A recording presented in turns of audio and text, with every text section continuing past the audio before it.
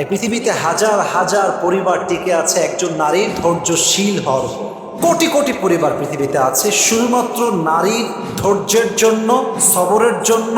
সন্তান টিকে আছে, শ্বশুর টিকে আছে, শাশুড়ি টিকে আছে, স্বামী টিকে আছে। নারীর ধৈর্যহারা হলেই একটা পুরো সাজানো গোছানো সংসার এক মুহূর্তে ধূলিসাৎ হয়ে যাবে, ঠিক কিনা বলে? প্রথম যে গুণের নারীকে আল্লাহ তাআলা ভালোবাসেন সেই গুণটা হচ্ছে যেই নারী প্রতিশোধ না নিয়ে মাফ করতে পারে আল্লাহর দিকে তাকিয়ে, আল্লাহ তাকে নিজেই ভালোবাসার ঘোষণা দিয়েছে। সুবহানাল্লাহ পড়বেন না আপনারা? কোরআনে আল্লাহ তাআলা বলেছেন উইদ্দাত লিল মুত্তাকিন, আমি জান্নাতকে প্রিপেয়ার করে রেখেছি তাদের জন্য যাদের হৃদয়ে আল্লাহ তাআলার ভয় আছে। জান্নাত পাবে তারা যাদের হৃদয়ে আল্লাহ তাআলার ভয় আছে। তো তাদের গুণ কি কি আছে? আল্লাহ তাআলা একটা গুণ বলেছেন ওয়াল আফিনা আনিন নাস, দে উইল ফরগিভ পিপল, তারা মানুষকে ক্ষমা করবে। And they will not take revenge, তারা প্রতিশোধ নেবে না। অনেকে দেখবেন যে অনেক আগে কেউ কষ্ট দিয়েছে, কোনো একটা কথা বলে, গালি দিয়ে, ধার নিয়ে বা কোনো একটা ভাবে তাকে কষ্ট দিয়েছে, বাট মানুষ এটাকে পেলে পুষে বড় করে 4 বছর পরে গিয়ে হলো প্রতিশোধ নেয়। অনেকে আবার খুনও করে। এরকম আছে না যুবক ভাইরা?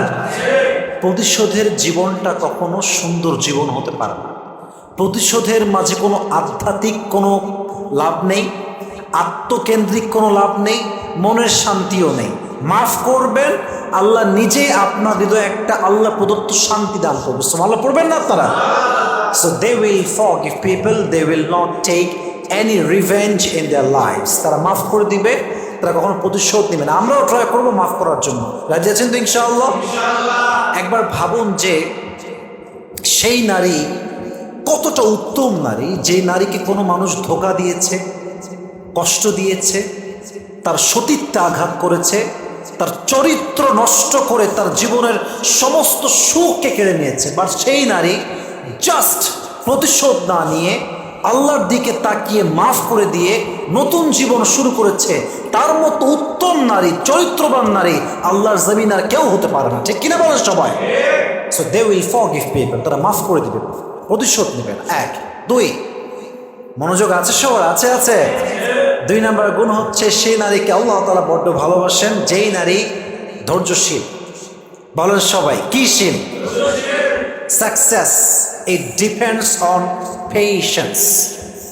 সফলতা এটা ডিপেন্ড করে আপনার ধৈর্যের উপরে। যার ধৈর্যের পাহাড় যত বড়, তার সফলতার লেভেল তত বড়। সুবহানাল্লাহ পড়বেন না আপনারা?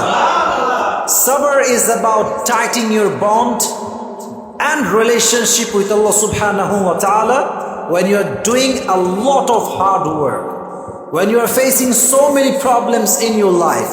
যখন কষ্ট করে কাজ করছেন, জীবনের সুখ নাই, খালি অশান্তি, খুব স্ট্রাগল, খুব পেইন, খুব প্রবলেম। প্রত্যেকটা মুহূর্তে যদি আপনি আল্লাহর উপরে ভরসা করতে পারেন, আপনি হচ্ছেন প্রকৃতপক্ষের ধৈর্যশীল বান্দা। সুবহানাল্লাহ পড়বেন না? এই পৃথিবীতে হাজার হাজার পরিবার টিকে আছে একজন নারীর ধৈর্যশীল হওয়ার উপর। এটা আমি আগেও বলেছি যে কোটি কোটি পরিবার পৃথিবীতে আছে শুধুমাত্র নারীর ধৈর্যের জন্য, সবরের জন্য। সন্তান টিকে আছে, শ্বশুর টিকে আছে, শাশুড়ি টিকে আছে, স্বামী টিকে আছে।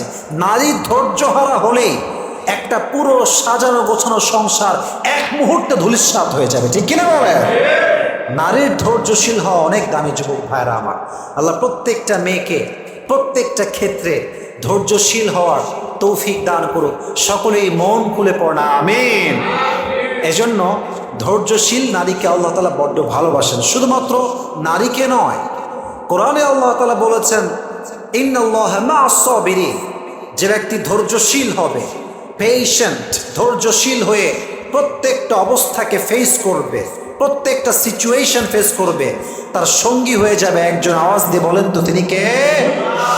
এই জন্য কোরআনে আল্লাহ তাআলা বলেছেন ইয়া আইয়ুহাল্লাযীনা আমানু ইসতাঈনু বিস-সাবরি ওয়াস-সালাহ, হে মুমিন বান্দারা, হে বিশ্বাসীরা, তোমরা আল্লাহর সাহায্য চাও দুইয়ের মাধ্যমে। 1 নাম্বার হচ্ছে আস-সালাহ, নামাজের মাধ্যমে তোমরা সাহায্য চাও।